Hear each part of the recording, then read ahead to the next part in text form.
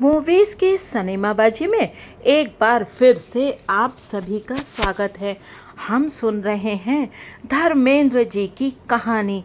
उन्होंने कैसे पंजाब से मुंबई आकर संघर्ष किया और फिल्म इंडस्ट्री में अपना एक अलग मुकाम बनाया। हमने अभी जाना कि सन 1966 वो साल था जिस साल धर्म जी की बहुत सारी फिल्में सुपर डुपर हिट हुई थी। लेकिन 1967 का साल एक के बाद एक 4 फ्लॉप्स लेकर के आया।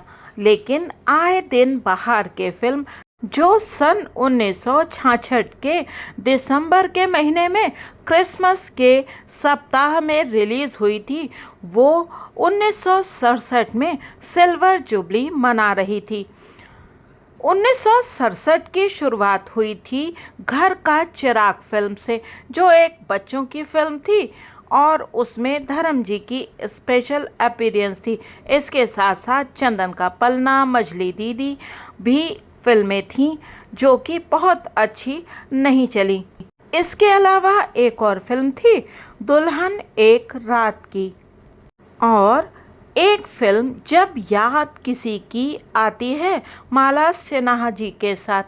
लेकिन ये फिल्में उतना अच्छा नहीं कर पाई जितना उन्हें करना चाहिए था। और फिर आया 1968 का साल, और उस साल की सबसे बड़ी हिट फिल्म थी आँखें, जो आज तक अपने एक अलग प्रकार के सस्पेंस और थ्रिलर प्लॉट के लिए जानी जाती है। और उस फिल्म के सभी गाने भी बहुत हिट हुए थे और आज तक हिट हैं। आपने ज़रूर सुने होंगे फिल्म आँखें के खूबसूरत से गीत। ये फिल्म भी धर्म जी ने की थी माला सिन्हा जी के साथ। इस फिल्म के लेखक, निर्देशक और निर्माता भी थे श्री रामानंद सागर जी। और रामानंद सागर जी को आज हम बहुत अच्छे से जानते हैं उनके रामायण सीरियल के लिए। सागर जी अपनी सोशल फिल्मों के लिए, यानी कि सामाजिक ताने बाने पर बनी फिल्मों के लिए जाने जाते थे। और उन्होंने आँखें फिल्म एकदम अलग टॉपिक पर बनाई, जिसमें कि धर्म जी ने एक जासूस का रोल निभाया था और उनका नाम था सुनील मेहरा। जी हाँ, फिल्म में उनका नाम था सुनील मेहरा। उनका नाम बॉन्ड नहीं था, यानी कि my name is bond, James bond नहीं। उनका नाम इस फिल्म में रखा गया था सुनील। मैं बात कर रही थी इस फिल्म के खूबसूरत गानों के बारे में। आपने ज़रूर सुना होगा मिलती है ज़िंदगी में, मोहब्बत कभी कभी, और गैरों पे करम अपनों पे सितम, ऐ जाने वफा ये जुल्म न कर। और शायद सबसे सुंदर गाना जो बन पड़ा था वो था जिस मुल्क की सरहद की निगहबान हैं आँखें, उस मुल्क की सरहद को कोई छू नहीं सकता। सन 1964 में आई फिल्म संगम के बाद सागर साहब ने आँखें बनाने का ख्याल किया और उन्होंने माला सिन्हा जी को अपनी फिल्म के लिए साइन कर लिया, क्योंकि वो उस समय एक बहुत बड़ी स्टार थी और धर्म जी की बहुत ज़्यादा हिट उस समय तक कोई फिल्म नहीं थी। उन दिनों बड़ी बड़ी हीरोइंस नए नए कलाकारों के साथ काम करने में बहुत ज़्यादा सहज महसूस नहीं करती थी। लेकिन नंदा जी की तरह माला सिन्हा जी भी नए लोगों के साथ काम करने में कोई भी ऑब्जेक्शन नहीं करती थीं। और धर्म जी के भाग्य की बात करें तो 1966 में फूल और पत्थर सुपर डुपर हिट हो गई थी और बहुत बड़ी ब्लॉकबस्टर साबित हुई थी। और तभी सागर साहब ने ये निर्णय किया कि वो धर्म जी को अपनी फिल्म के हीरो के रूप में लेंगे। शायद इसमें ईश्वर का भी बहुत बड़ा योगदान था, क्योंकि धर्म जी एक आर्य समाजी हैं और वो आर्य समाज के सिद्धांतों में विश्वास रखते हैं और उनका हाथ ईश्वर ने ही पकड़ रखा था और उनको मिल गई फिल्म आंखें। मैंने पिछले भाग में आपको बताया था कि धर्म जी ने एक गाड़ी भी खरीद ली थी और फ्लैट भी ले लिया था। गाड़ी उन्होंने ली थी फिएट और वो ली थी 18,000 रुपये में। उनके छोटे भाई अजीत जी ने उनसे कहा कि आपको बड़ी गाड़ी लेनी चाहिए, लेकिन धर्म जी ने उनसे जो जवाब दिया वो जवाब सुनकर आप हंसे बिना नहीं रह पाएंगे। लेकिन इससे आपको धर्म जी की शालीनता और उनका मिट्टी से जुड़े होना भी पता चल जाएगा। धर्म जी ने अपने भाई साहब से कहा कि मैंने फिएट इसलिए ली है कि अगर मैं फिल्मों में चल नहीं पाया, क्योंकि यहाँ का रवैया मुझे कुछ ठीक से समझ में नहीं आ रहा है, तो मैं कम से कम टैक्सी तो चला सकूँगा। आखिर कितने लोग ऐसे होते हैं जो इतने डाउन टू अर्थ होते हैं। जब धर्म जी की कई फिल्में फ्लोर पर आ चुकी थीं और चल भी रही थीं, तब वो इस तरह के ख्यालात रखते थे कि अगर कुछ नहीं हुआ तो कम से कम फिएट को टैक्सी में कन्वर्ट करके उसे चला लेंगे।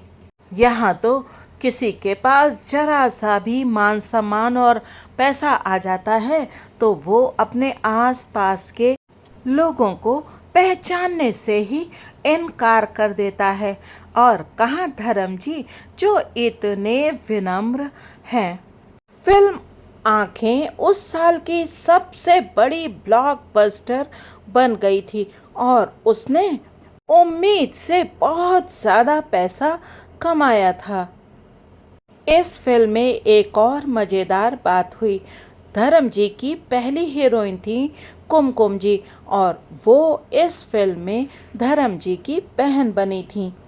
आज तो हम देखते हैं कि हर फिल्म की शूटिंग विदेश में ही होती है और बाहर बनी फिल्में बहुत ज़्यादा हिट भी रहती हैं, लेकिन उस समय तक केवल 4 ही हिंदी फिल्में ऐसी थीं जिनकी शूटिंग बाहर हुई थी और उनमें भी अभी तक केवल संगम ही हिट रही थी। अन्य 3 फिल्में थीं around the world, night in London and an evening in Paris, जिन्होंने ठीक ठाक बिजनेस किया था। और आंखें दूसरी ऐसी सुपर डुपर हिट फिल्म थी जिसने कि बहुत ज़्यादा पैसा कमाया था।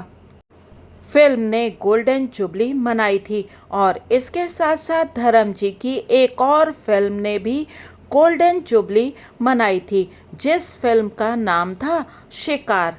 गोल्डन जुबली उन दिनों किसी फिल्म के 50 हफ्ते एक ही थिएटर में लगे रहने को कहते थे।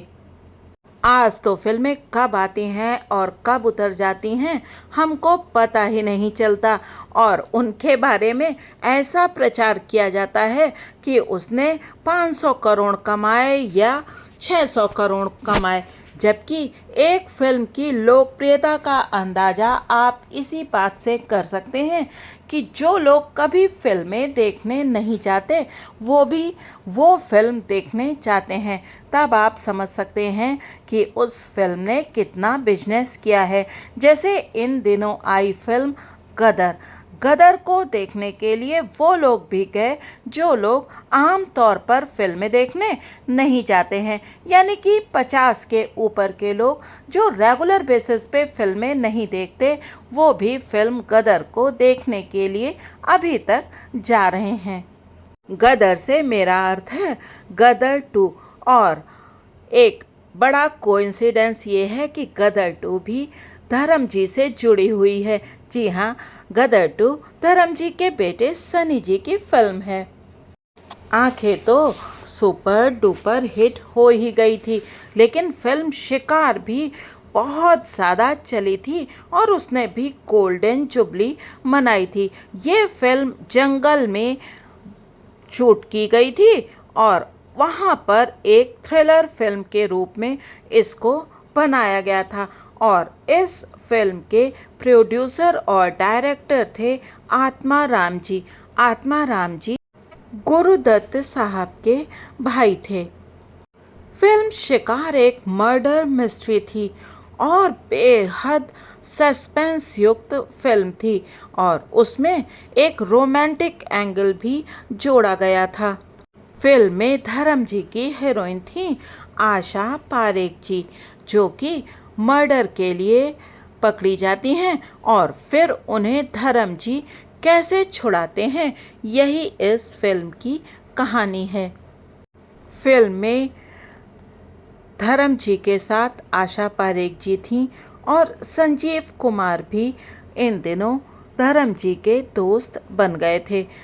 इसी साल धर्म जी की 3 और फिल्में रिलीज हुईं। मेरे हमदम मेरे दोस्त, इज्जत और बहारों की मंजिल। हालांकि फिल्म बहारों की मंजिल उतनी अच्छी नहीं चली जितनी उम्मीद थी, लेकिन चारों फिल्मों के गाने बहुत ज़्यादा हिट हुए थे। पहली 2 फिल्मों के गाने तो बहुत ही ज़्यादा हिट थे और सभी की जुबान पर थे। आपको ये जानकर थोड़ा सा आश्चर्य भी होगा कि फिल्म इज्जत की हीरोइन थी जय ललिता जी और ये उनकी केवल एक ही हीरोइन के रूप में हिंदी फिल्म है। इस फिल्म की कहानी फिल्म त्रिशूल से मिलती जुलती है और इस फिल्म में धर्म जी ने डबल रोल प्ले किया था।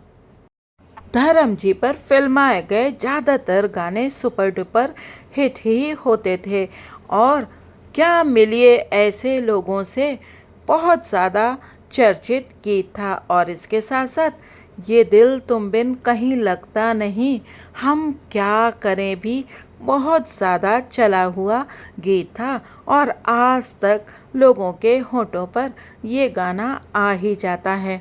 फिल्म मेरे हमदम मेरे दोस्त में धर्म जी के साथ हीरोइन के रूप में थी शर्मिला टैगोर जी, जो देवर और अनुपमा में भी धर्म जी की हीरोइन बनी थी।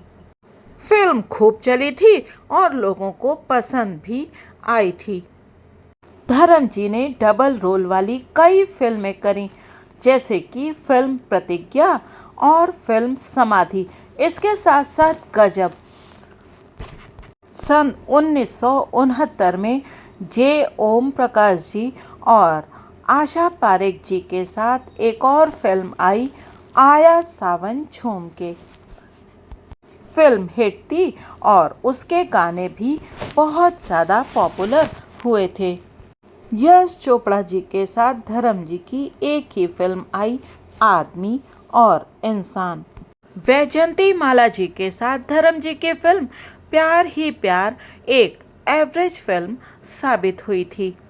वैजयंती माला जी ने धर्म जी के बारे में बताया था कि वो बहुत शिष्ट हैं, बहुत ज़्यादा बोलते नहीं क्योंकि वो बहुत शर्मीले हैं और बहुत चार्मिंग और हैंडसम हैं। उनके साथ काम करना बहुत आसान था।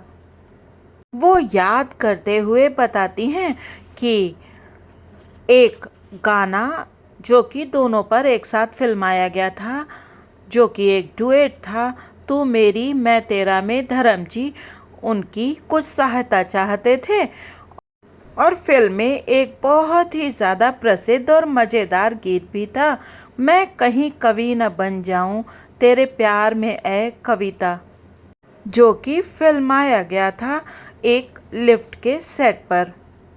धर्म जी ने कुछ बहुत ज़्यादा क्लासिक फिल्में भी की, हालांकि वो फिल्में इतनी ज़्यादा चली नहीं, लेकिन उन्हें क्रिटिक्स ने बहुत पसंद किया और वास्तव में फिल्मों को और अच्छी फिल्मों को पसंद करने वाले लोग उन फिल्मों को आज भी पसंद करते हैं।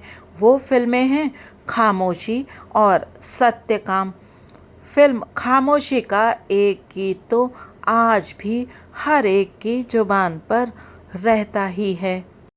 हमने देखी है उन आँखों की महकती खुशबू, हाथ से छूकर इसे रिश्तों का इल्ज़ाम न दो, प्यार को प्यार ही रहने दो, इसे कोई नाम न दो। फिल्म खामोशी को प्रोड्यूस किया था हेमंत कुमार जी ने। इसकी स्क्रिप्ट और लिरिक्स लिखे थे गुलजार साहब ने। फिल्म असित सेन जी की बंगाली फिल्म दीप जले जाए पर आधारित थी। फिल्म में धर्म जी पर एक बेहद खूबसूरत गीत फिल्माया गया है, तुम पुकार लो। मैंने इस सीरीज में कई बार धर्म जी की फिल्म सत्यकाम का नाम लिया है और वास्तव में अगर आप लोग धर्म जी के फैन हैं तो आपको फिल्म सत्यकाम अवश्य देखनी चाहिए। वो एक बहुत खूबसूरत फिल्म है और आपकी आंखों में बार बार आंसू ले आएगी। फिल्म में धर्म जी बने हैं सत्य प्रिय आचार्य और वो एक बेहद ईमानदार व्यक्ति के रोल में हैं। लेकिन हमारे समाज में एक ईमानदार व्यक्ति के साथ क्या क्या होता है, अगर आपको ये देखना है तो ज़रूर देखनी चाहिए फिल्म सत्यकाम। और इस फिल्म में उनकी पत्नी का रोल निभाया है शर्मिला टैगोर जी ने। हालांकि मुझे फिल्म की कहानी बतानी तो नहीं चाहिए, लेकिन इस फिल्म में शर्मिला जी का एक बेटा है जो कि धर्म जी का नहीं है, लेकिन फिर भी धर्म जी उसे अपने बच्चे की तरह पालते हैं और उसका नाम रखते हैं सत्यकाम। फिल्म में अशोक कुमार जी का भी बेहद अच्छा रोल है और इस फिल्म का आखिरी दृश्य तो आपकी आंखों से आंसू निकाल ही देगा और आप उन्हें रोकने की कोशिश करके भी नहीं रोक पाएंगे। फिल्म सत्यकाम को धर्म जी के कैरियर की एक सबसे अच्छी फिल्म माना जाता है। दरअसल इस फिल्म में धर्म जी ने अपना ही रोल निभाया था, जैसे वो खुद हैं, बहुत ही ज़्यादा नम्र, बहुत ज़्यादा ध्यान रखने वाले, परवाह करने वाले और बहुत विनम्र। हालांकि फिल्म बॉक्स ऑफिस पर बहुत ज़्यादा सफल तो नहीं रही थी, लेकिन इस फिल्म ने बेस्ट हिंदी फिल्म का नेशनल अवार्ड जीता था। और फिल्म फेयर अवार्ड, जैसा कि आप सब और हम भी जानते हैं किस तरह से दिए जाते हैं, वो किसी और को मिला था। शायद सत्यकाम धर्म जी के दिल के इतने करीब थी कि उस फिल्म के कॉमर्शियली हिट ना होने के कारण फिर उन्होंने लगभग 2 दशकों तक केवल कॉमर्शियल फिल्म्स में ही काम किया। और अब आने जा रहा था सन 1970 का साल, सन 1970, जिसने धर्म जी के जीवन को एकदम से बदलकर रख दिया था। क्यों, ये जानेंगे अगले पार्ट में। आप बने रहिएगा मूवीज़ की सनीमा बाजी के साथ और देखते रहिएगा धर्म जी पर ये खूबसूरत सी सीरीज़। मैं क्षमा चाहती हूँ कि ये अंक आने में थोड़ा सा विलंब हो गया, यानी थोड़ी सी देर हो गई, क्योंकि मेरा स्वास्थ्य कुछ ठीक नहीं था और मैं चाहती हूँ कि आपके सामने जो भी फैक्ट्स रखूँ वो एकदम ठीक हों, क्योंकि आप सब की तरह मैं भी धर्म जी की बहुत बड़ी फ़ैन हूँ। कोशिश करूँगी कि इस कहानी का अगला अंक जल्दी आप सबके सामने प्रस्तुत करूँ। वीडियो देखने के लिए आप सभी का बहुत बहुत धन्यवाद। अगर आपको ये वीडियो अच्छा लगा हो तो आप कृपया इस एपिसोड को लाइक अवश्य कीजिएगा और चैनल को सब्सक्राइब भी कीजिएगा। Thanks for watching.